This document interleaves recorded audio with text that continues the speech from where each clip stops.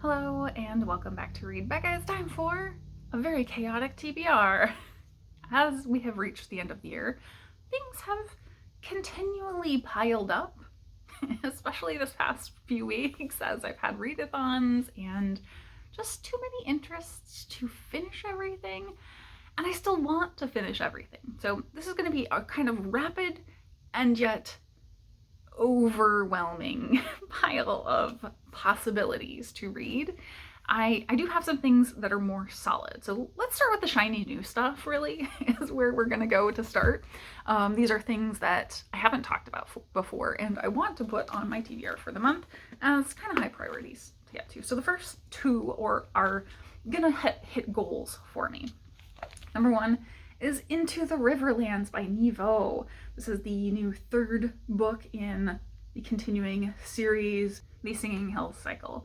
So I don't really know what this is about. It's obviously got a boar, a monkey, and a bird. I know this one has Almost Brilliance in it.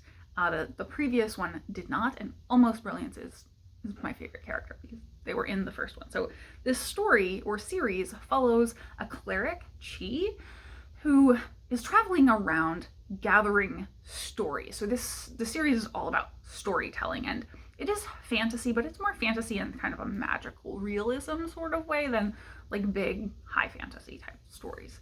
And Almost Brilliance is following along with Nghi, but Almost Brilliance is not a person. Almost Brilliance is kind of this mythic being who inhabits the body of a hoopoe bird. and they're very, very funny. So I'm really looking forward to having Nghi and Almost Brilliance back together, and this is really what I'm looking forward to. And I don't really care what the story is about because it's going to be a great time, I'm pretty sure. Then I have one that I have been recommended so many times, The Vanishing Birds by Jimenez. Again, I can't really say very much about what this is about. I know it's a weird sci-fi. I think we are following two main characters, potentially, and they are a woman who travels through space and maybe has some immortality or longevity going on, and then a strange boy who is mute and only communicates through music using some sort of flute. And so they like form a family together, and that is under threat, I think, as part of the story. But so everybody has told me this is amazing. I don't think I've seen a single negative review of this from people that I consider trusted reviewers. So I think I'm gonna love it. I definitely wanted to read it in print because I've heard that Jimenez writing is just really beautiful. So I'm very much looking forward to this. I think it could be a new favorite to end off the year with. So that would be really great if I do. And if I do, Jimenez just had another new book come out. So I've been seeing that one and like really wanting to pick it up. And I'm like, no, I need to get to the previous one first. So we're gonna get to it. So that's a sci-fi.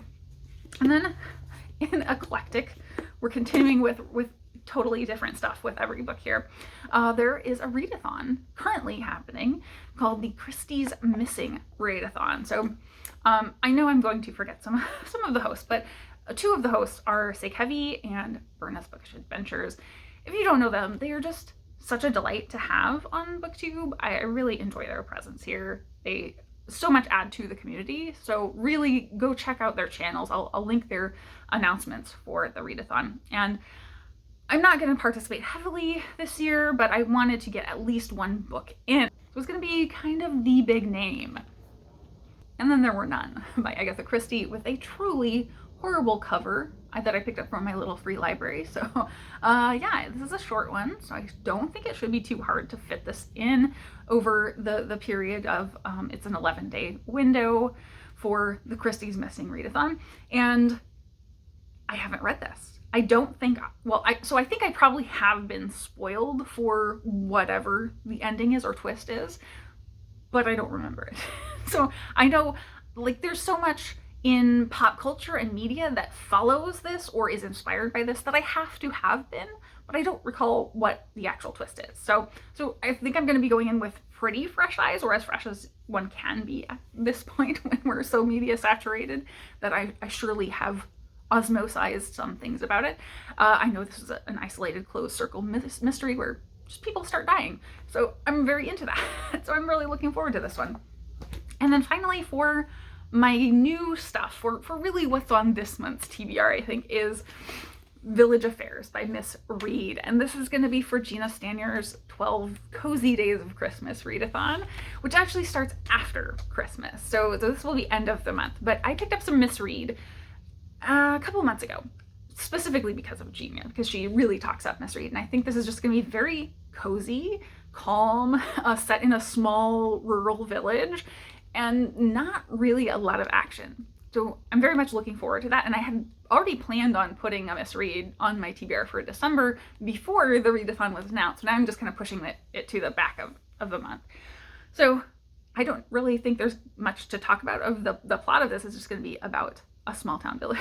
So yeah, I am looking forward to both of those readathons. I'm participating very low key. I know for Gina's, many of the prompts are not actually reading related. They're other cozy things you can do. So I might participate in that some more and post up little videos to do with participating in that. We'll see how much time and energy I have after Christmas, but I will link all the details of both of those readathons down below that I'm kind of trying to participate in spirit, if not entirely go all in. In addition to those, I'm also going to just hold up a bunch of piles at you now because I have so many things that are now backlogged. And number one is just the stuff I have in progress already right now. So I have 3 Musketeers, Biblical Literalism, and Shorefall. I want to finish all 3 of these before the end of the year. So these are definites. I'm doing 3 Musketeers on audio, sort of. There's a LibriVox recording that is the audio with the text on YouTube. So great way to do that. And I'm trying to do that while I'm at home, where I can actually just be doing that with something a little mundane alongside, like crocheting or puzzling. I got a new puzzle, so I think that's gonna chip away some significant time into this. This one is, I'm just doing slow but steady, but I have no doubts I will finish Biblical Literalism. And Shorefall, I had hoped I would be far enough along to go pick up the next book, Locklands, but I'm not there yet. So I think by next weekend, I will be there to picking up Locklands. So I want to finish Shorefall and Locklands this month. I will not be too heartbroken if I don't finish Locklands entirely by the end of the year, because I'm not a person who finishes series like sequentially back to back to back. And that's what I've done really successfully with this. And it's worked well because I think at least book 1 and 2 carry on very much together. So these ones are very high priority to complete.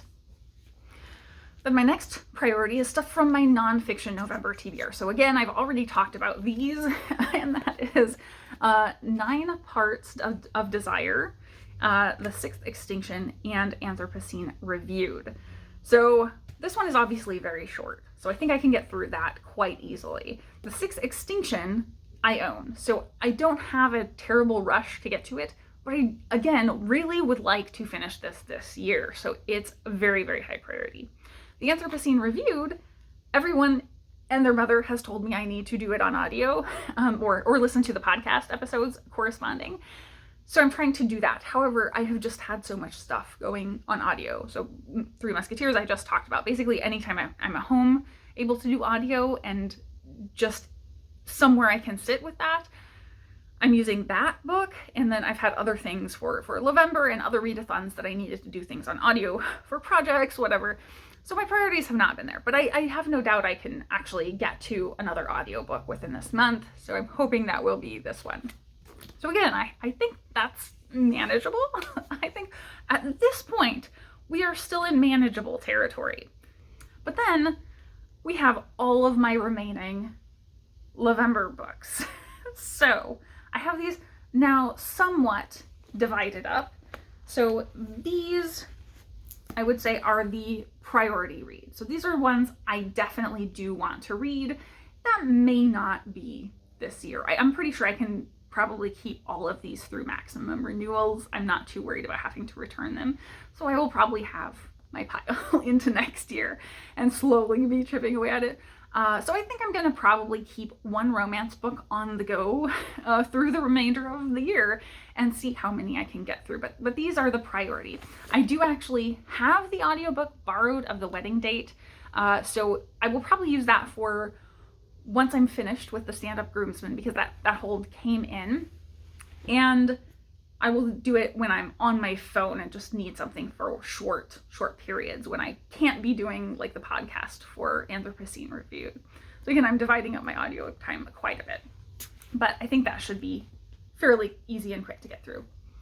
Then in my less priority stuff, I will not be too sad if I'm not able to get to these. I think this one is my lowest priority because I do actually own the ebook of it.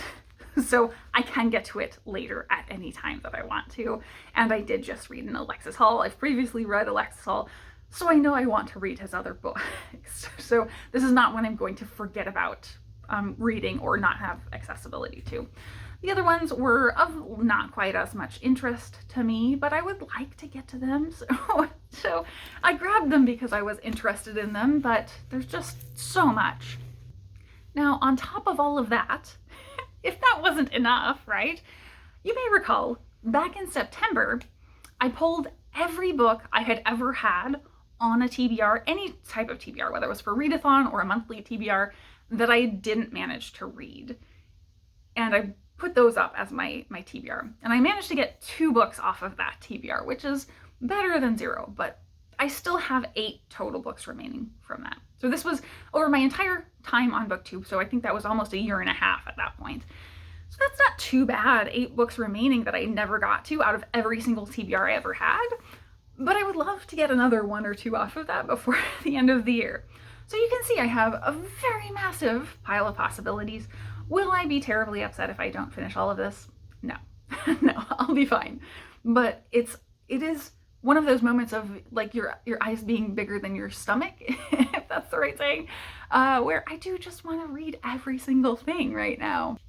The priority is going to be these 4, the new ones that I've picked up. These 2 definitely are going to help me hit goals and end out the year well, so I want to get those done. But all 4 of these I think are very manageable, so I should be able to get through this and the stuff that I have in progress right now finished up, and that will make me happy, I think. So we will see how much I can get done. Based on time off and slowness in terms of work, I think it's reasonable to think 15 to 20 books read this month would be achievable, which is fewer than I have here. So I won't be getting to every book, definitely. That is just not possible.